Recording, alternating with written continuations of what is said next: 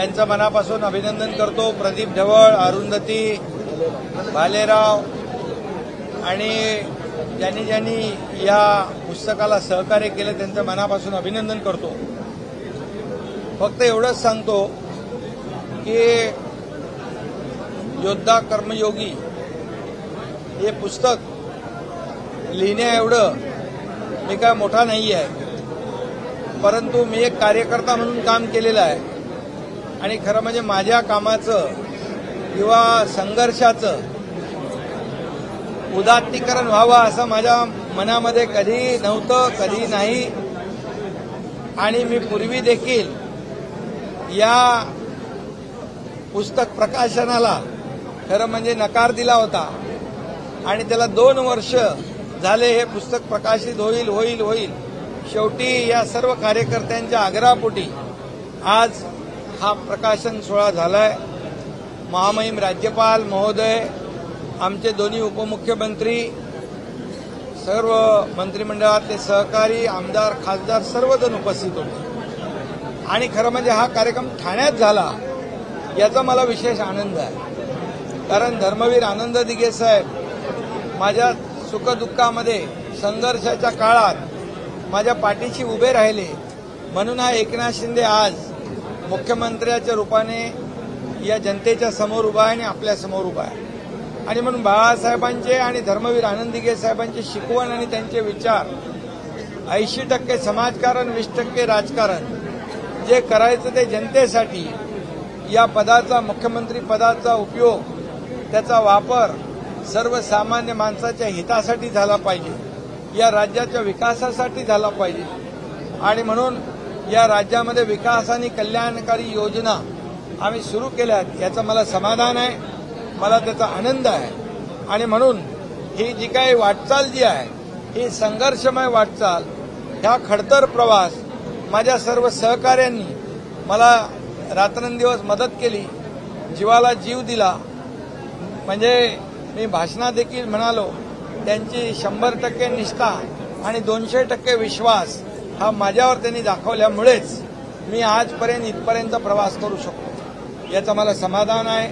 आणि मी सर्वसामान्य जनतेचा मुख्यमंत्री हे जे लोकांना वाटतंय हा आपल्यातला मुख्यमंत्री आहे, सर्वसामान्य कुटुंबातला मुख्यमंत्री आहे, हा शेतकऱ्याचा मुलगा आहे, याचा मला विशेष आनंद आहे। आणि त्यामुळे या पुस्तकामध्ये माझ्या जीवनातले अनेक प्रसंग दाखवलेत, ते संघर्षाचे आहेत, सुखाचे आहेत, दुःखाचे आहेत। आणि या सर्व या पुस्तकामुळे जे काही माझ्या देखील डोळ्यासमोर पूर्ण माझी ही वाटचाल या पुस्तकाच्या रूपाने आलेली आहे।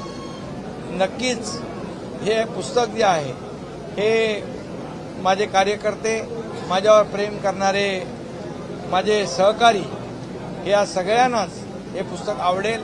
कारण प्रदीप ढवळ आणि अरुंधती भालेराव आणि ग्रंथाली या सर्वांनी, आणि विशेष म्हणजे पद्मश्री मधु मंगेश कर्णिक यांनी देखील त्यांच्यामध्ये देखील त्यांचं योगदान आहे। आणि म्हणून ज्यांचं योगदान या पुस्तकामध्ये आहे त्या सगळ्यांचं मी मनापासून अभिनंदन करतो, त्यांना शुभेच्छा देतो। या पुस्तकादरम्यान आईंचा जो एक आवाज ऐकलात आणि आपले डोळे पाणावलेले पाहिले होते, काय सांगाल, काय नेमकी आठवण वाटते? खरं म्हणजे आई वडिलांचा आशीर्वाद असतो प्रत्येकाच्या पाठीमागे। आणि माझी आई म्हणायची नेहमी की काम करत राहा, कष्ट आणि प्रामाणिकपणा सोडू नको आणि खऱ्या अर्थाने यशाने हुरळून जाऊ नको आणि अपयशाने खचून जाऊ नको।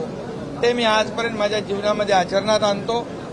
मला कुठलंही यश मिळालं तरी सुद्धा मी एक पेशन्स ठेवतो आणि अपयश आलं तरी सुद्धा मी खचून जात नाही। आणि माझी सगळ्यांनाच अशीच विनंती असते की आपण कुठल्याही फळाची अपेक्षा न करता मला काहीतरी मिळेल म्हणून आपण काम करायचं, हे कदापि करता कामा नये।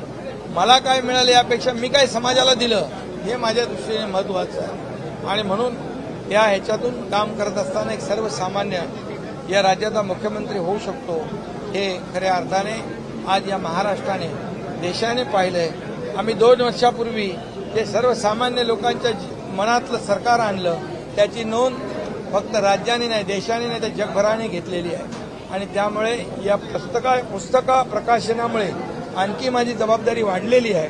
मी जबाबदारीने काम करेन, जास्ती आणखी काम करेन. माझ्या शरीरामध्ये रक्ताचा शेवटचा थेंब असेपर्यंत समाजाची सेवा करेन. हे महाराष्ट्र हे माझं कुटुंब आहे असं मानून मी काम करेन. या पुस्तकावरती त्या पद्धतीने एकंदरीत भाषण करताना दोन्ही उपमुख्यमंत्र्यांनी आपल्याला पेपर द्यायला सुरुवात केली आहे.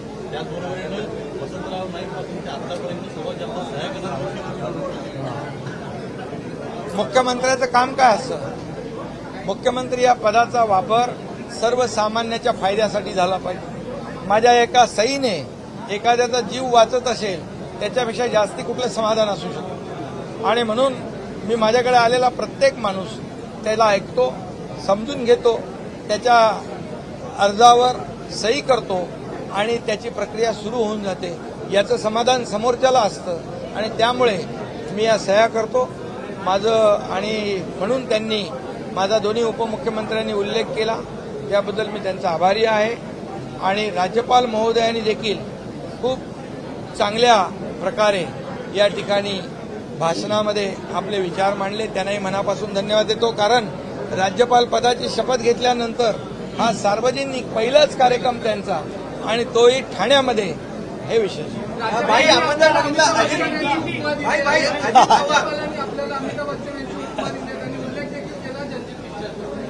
हा त्यांचा मोठेपणा आहे, हा राज्यपाल महोदयांचा मोठेपणा आहे. मी कितीही काम केलं तरी मी कार्यकर्ता म्हणूनच काम करतो. मुख्यमंत्री असलो म्हणजे माझी व्याख्या आहे, सीएम मीन्स चीफ मिनिस्टर सगळे म्हणतात, पण मी म्हणतो सीएम मीन्स कॉमन मॅन. भाई अजित पवार पवारांनी आज जोरदार फटकेबाजी केली भाषणात. मिस्किल फटकेबाजी होती पण कुठतरी ते हास्यास्पद खंत आहे का? नाही. अतिशय खेळीमेळीच्या वातावरणामध्ये या पुस्तकाचं प्रकाशन झालं.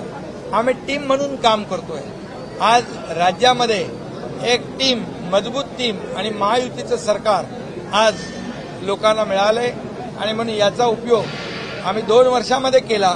याच्या कामाची पोचपावती आज विकास आणि कल्याणकारी योजना याची आम्ही सांगड घातलेली आहे. आणि येणाऱ्या निवडणुकीमध्ये या कामाची पोचपावती या महाराष्ट्रातली जनता, माझ्या लाडक्या बहिणी, माझे लाडके भाऊ, माझे शेतकरी सगळे देतील.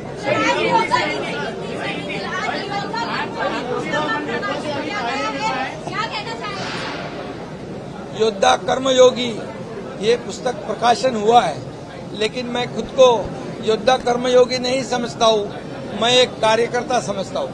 मुख्यमंत्री सीएम मीन्स चीफ मिनिस्टर कहते लोग, मैं कहता हूँ सीएम मीन्स कॉमन मैन. इसलिए मैं आम आदमी का, कॉमन मैन का मुख्यमंत्री हूँ. इसका मुझे आनंद है. लोग मुझे अपना मुख्यमंत्री समझते हैं, ये अपने परिवार का मुख्यमंत्री समझते हैं. ये मेरे लिए बहुत बड़ी बात है. और इसलिए आज इस पुस्तक के प्रकाशन के वजह से मेरे पूरे जीवन का प्रवास जो है, इसमें कई संघर्ष, कई सुख, कभी दुख, ये सभी का ब्यौरा है. और इसलिए ये जो